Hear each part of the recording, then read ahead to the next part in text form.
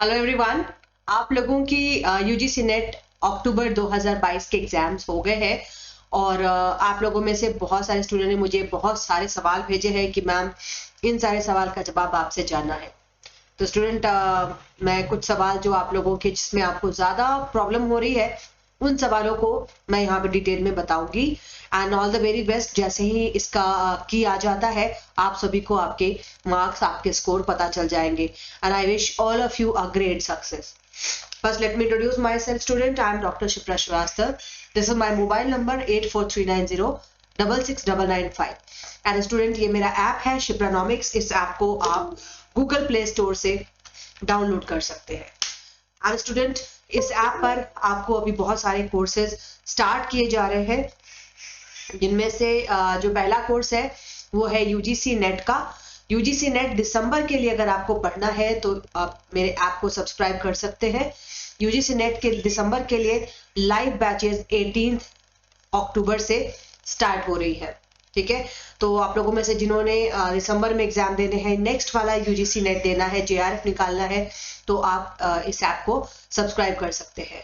और इसके साथ ही साथ स्टूडेंट, मध्य प्रदेश पीजीटी में एडमिशन भी चल रहे हैं। इसकी लाइव क्लास भी जल्दी ही स्टार्ट हो रही है। तो चलिए अब आगे बढ़े।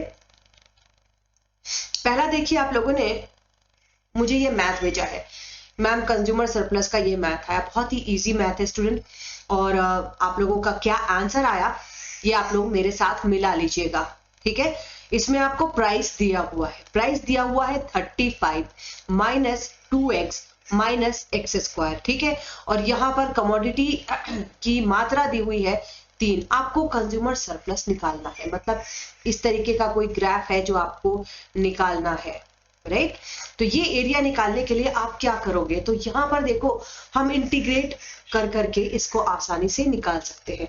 इंटीग्रेशन के लिए आपको क्या करना पड़ेगा, यहाँ पर ये जो फॉर्मूला है 35 minus 2x minus x square, इनको इंटीग्रेट करना पड़ेगा और इसमें से आपको घटाना होगा प्राइस इनटू कमोडिटी का मात्रा। ठीक है, तो यहाँ पे देखो प्राइस पहले निकालना पड़ेगा हमें। ये तो हम सॉल्व करेंगे ही, पहले प्राइस निकाल लेते हैं। प्राइस निकालने के लिए ये जो प्राइस दिया हुआ है कितना होगा, x जो मात्रा आपकी दी हुई है, इस मात्रा को आप इस प्राइस में रख लोगे। Got my point? इस मात्रा को आप इस प्राइस में रख लो, कोई बहुत बड़ी चीज नहीं है।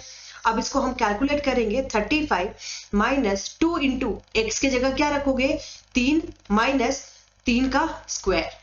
इसको जब आप सॉल्व करेंगे तो आपका आता है 20, है ना। तो आपको दो चीजें मिल गई, पहला तो प्राइस मिल गया 20 और मात्रा तो दी ही हुई है 3। तो हमारा ये जो प्रॉब्लम था ये तो सॉल्व हो गया। अब आपको स्टूडेंट इसको सॉल्व करना है। तो इंटीग्रेशन मैंने अपने यहाँ पर मैथमेटिकल इकोनॉमिक्स का भी कोर्स दिया हुआ है, जिसमें आपको डिफरेंशिएशन इंटीग्रेशन सिखाया है।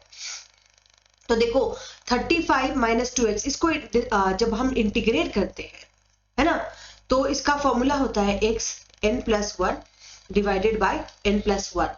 जितना भी, अब इसमें x नहीं है, x 0 है।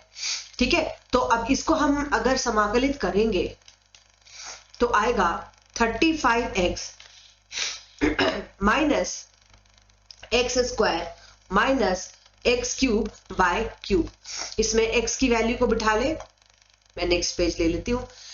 हमारा कितना आया, 35x minus x square minus x cube बटा 3। अब यहाँ पर x बराबर कितना था, 3 था। तो अब 3 को यहाँ पे अगर आप बिठा लोगे, 35 इंटू 3 माइनस 3 का स्क्वायर माइनस 3 पर क्यूब बाय 3, यही होगा ना। अब इसको हम क्या कर सकते हैं, ये हमारा आ जाएगा 105 माइनस 9 और 9 18। तो यहाँ पर हमारा टोटल आ जाएगा 87। अब देखो हमने क्या करना था, हमने इसमें से प्राइस इंटू कमोडिटी को घटाना था। तो प्राइस कितना है 20, हमने निकाला ना प्राइस 20, और कमोडिटी कितनी है 3, तो इसमें से घटा लीजिए 60 को, तो आंसर कितना आएगा 27। ठीक है, आई होप ऑप्शन में आपको 27 लिखा हुआ होगा और 27 is the right answer, is the correct answer. Second आ रहा है, टैक्स रिड्यूस करने पर आईएस कर्व राइट जाएगा या लेफ्ट जाएगा। सबसे पहले तो स्टूडेंट आप लोग ISLM कर्व से डरना बंद कर दीजिए, है ना। आप मैसेज करो मैम ISLM कर्व आ गया, बात तो आप ऐसे करते हो जैसे मैम टाइगर आ गया, हाँ, ISLM कर्व बहुत ही सिंपल है। मैंने बहुत ही इसको अच्छे से कराया हुआ भी है। IS कर्व और LM कर्व क्या बताता है, ये आपका वस्तु बाजार का संतुलन बताता है और ये आपका मुद्रा बाजार का संतुलन बताता है, राइट। अब देखो वस्तु बाजार में यहां पर हम एक IS कर्व ले लेते हैं और एक LM कर्व ले लेते हैं, ठीक है। ये LM जा रहा है और ये IS जा रहा है, यहां पर संतुलन हो रहा है। वस्तु बाजार में अगर सरकार सार्वजनिक व्यय करती है ना, सार्वजनिक व्यय में वृद्धि को हम क्या बोलेंगे, डेल्टा जी। अगर सरकार सार्वजनिक व्यय में वृद्धि करती है तो क्या होगा, वस्तु बाजार में और खर्च होना शुरू होगा, सिंपल सी बात है। तो IS कर्व किधर जाएगा, ऊपर की ओर शिफ्ट करेगा, है ना। पहले मैं सार्वजनिक व्यय बता रही हूं, फिर मैं टैक्स बताऊंगी। तो यहां पर देखो, एक तो ये इक्विलिब्रियम था, दूसरा ये इक्विलिब्रियम था। अब इस लाइन को हम आगे की ओर लेते हैं और ये जो वृद्धि है इसको हम किस प्रभाव से देखते हैं, इसको हम देखते हैं delta G into 1/1 - MPC, marginal propensity to consume. इसके इफेक्ट से IS कर्व जो है आगे बढ़ता है, राइट। बहुत ही सिंपल सी बात है। अब आपको क्या पूछा गया कि अगर टैक्स को रिड्यूस कर दे, टैक्स को रिड्यूस करेंगे तो मतलब क्या है, हाथ में पैसे ज्यादा बच जाएंगे। पैसे ज्यादा बचेंगे तो हम क्या करेंगे, मार्केट में खर्च करेंगे। जिस भी तरीके से मार्केट में खर्च ज्यादा होगा IS कर्व को बढ़ाते जाओ, और जिस भी तरीके से खर्च कम होगा IS कर्व को पीछे कर दो। तो यहां पर अगर सार्वजनिक व्यय में कमी होगी तो IS कर्व पीछे आएगा, सार्वजनिक व्यय में वृद्धि होगी IS कर्व आगे जाएगा। इसी तरीके से अगर टैक्स रिडक्शन की बात करें, टैक्स रिडक्शन के लिए भी यही ग्राफ सेम मैं कराती हूं। ये LM कर्व है और ये IS कर्व है, ठीक है। संतुलन यहां पर है, संतुलन बिंदु। अब देखो IS कर्व को IS आगे की तरह कैसे बढ़ाएंगे, अगर सरकार ने टैक्स में कमी कर दी, माइनस, मतलब हाथ में बहुत पैसे बच रहे हैं। अब बहुत पैसे बच रहे हैं तो हम क्या करेंगे, खर्च करेंगे, तो IS कर्व आगे चला गया। किस इंपैक्ट से IS कर्व आगे जाता है वो भी मैं बताती हूँ। ये जो मात्रा बढ़ रही है इसको हम कहते हैं delta T into MPC divided by 1 - MPC। इसके प्रभाव से IS कर्व आगे जाएगा, है ना। तो जिन्होंने भी लिखा है कि टैक्स रिडक्शन से IS कर्व राइट शिफ्ट करता है, उनका बिल्कुल सही है, ठीक है। तो फॉर्मूला क्या है, अगर कर में कमी होती है किस प्रभाव से जाता है, delta T into MPC divided by 1 - MPC। I hope you got my point. ये बहुत ही सिंपल सा है, ISLM कर्व बहुत ईजी है, ठीक है। इससे डरना बंद कर दीजिए। और LM कर्व क्या है, वो मुद्रा बाजार के संतुलन को बताता है, और मुद्रा बाजार का रेगुलेटर कौन है, RBI, ठीक है। तो LM कर्व तो और भी इजी है, जब जब RBI मनी सप्लाई बढ़ाएगी ये कर्व राइट की ओर बढ़ेगा, ठीक है। तीसरा क्वेश्चन आपने बोला है कि मंडल फ्लेमिंग मॉडल है मॉनेटरी पॉलिसी या फिस्कल पॉलिसी। देखो क्वेश्चन क्या था ये आप नहीं बता पा रहे हो, लेकिन मंडल फ्लेमिंग मॉडल क्या बताता है, मंडल फ्लेमिंग मॉडल बताता है इंटरेस्ट रेट की तुलना। सिंपल सी बात, ये मैं पढ़ा भी चुकी हूँ, इंटरेस्ट रेट की तुलना। ये जो इन्वेस्टर बैठा होता है ये तुलना करता है कि भाई ये मेरी घरेलू अर्थव्यवस्था है और ये मेरे लिए विदेशी अर्थव्यवस्था है, ठीक है।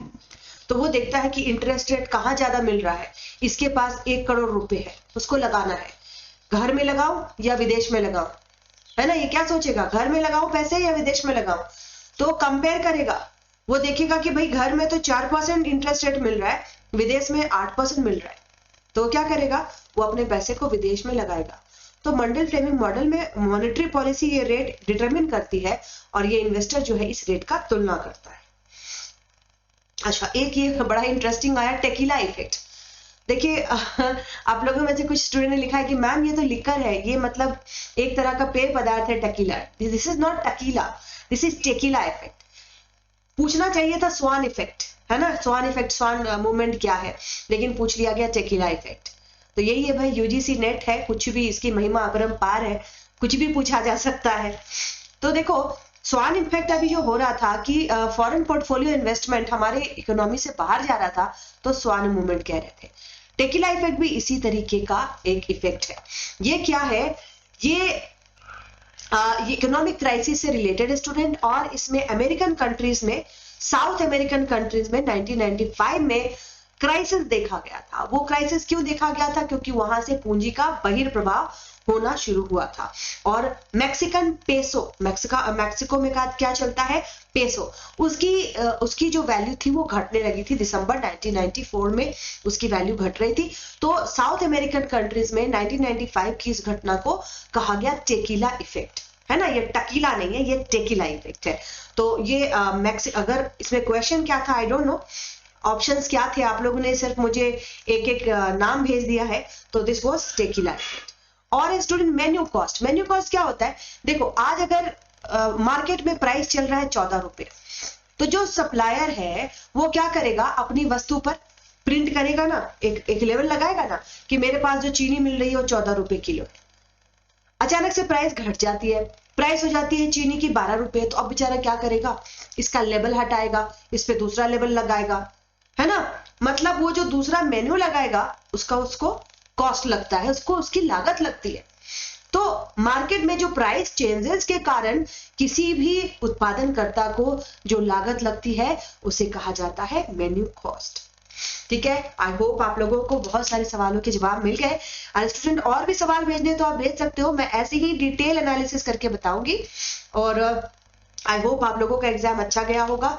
एंड बहुत ही सिंपल मैथ पूछे गए हैं। हाँ, थोड़ा ये होता है कि भाई सब ना पास कर जाए, सबका एक जैसा मार्क्स ना आ जाए, तो थोड़ा टेकीला इफेक्ट दे दो, है ना। पूछना चाहिए था स्वान इफेक्ट, दे दिया टेकीला इफेक्ट। चलो कोई बात नहीं है, जिन लोगों ने लिख दिया होगा उनके मार्क्स आ जाएंगे। मैथ का लेवल बहुत अच्छा था, ISLM से सवाल बहुत अच्छे थे, बहुत ज्यादा डिफिकल्ट सवाल नहीं थे। डिफिकल्ट सवाल कब होते? जब कीन्सियन एरा, पोस्ट कीन्सियन एरा में फंसा दिया जाता है ना, उस तरह के सवाल नहीं थे। ऑल द वेरी बेस्ट आप सभी को। That's all for today, bye bye.